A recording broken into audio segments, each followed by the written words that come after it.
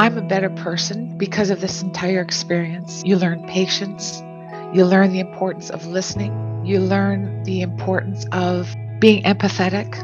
I first became a caregiver when I was roughly 12 years old, and it was when my parents had actually split up. And so when there was the separation between my parents, I jumped into that role as a young caregiver. When I arrived in Toronto about 10 years ago from Hong Kong, I realized that when my family member has been struggling with mental illness, and because his parents were elderly and needed help, I stepped in. I became a caregiver about 3 years ago when my daughter, who's now 13, when she was 10. I became an official caregiver for my daughter in 2005 when she had made an attempt on her life and was then hospitalized and needed a place to come to for recovery. Throughout my caregiver journey, I would say something that I'm grateful for is the skills that it brought me. The skills related to organization or, crisis management or communication or patience. If it wasn't for my caregiving journey, if there was anything I could say to other caregivers in terms of, how to cultivate hope, I would say figure out what hope means to you. And whenever things become hard, remember that there are supports out there, and there are places and people you can turn to get support. As a caregiver, hope means knowing that in spite of everything that is done, we've done the best we possibly can. Self-care is very important for the caregiver.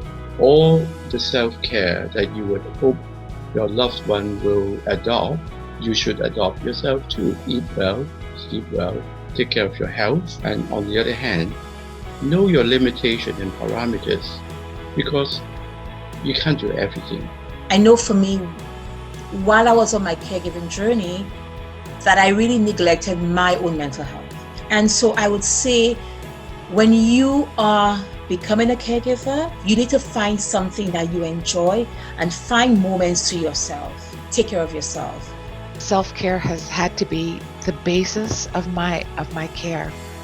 And so being involved in support groups, and that helped me because I was with others and I sought other sources and I felt supported. The advice that I would give to someone who's just starting out is to understand that it might feel like the whole world's on your shoulders. So I would say finding what that sense of community and support means to you. Advocate, get information, network with people who've had the experience, people who've been on that journey, and just keep on going until you feel that you're getting the help that you need for that person that you need to advocate for. Educate yourself. What is mental illness? Recognizing that it's an illness, it's a disease, and it is one that is not curable, but it is treatable. Every positive step in the right direction is a success, because the journey of recovery is a very long journey, and relapses are normal, and therefore every positive step is a success. What's rewarding for me, seeing my daughter smile, her being able to come to me and want a hug from me. She doesn't talk about death as the inevitable for her right now. That she's able to celebrate and look forward to another day. There's no quick fix.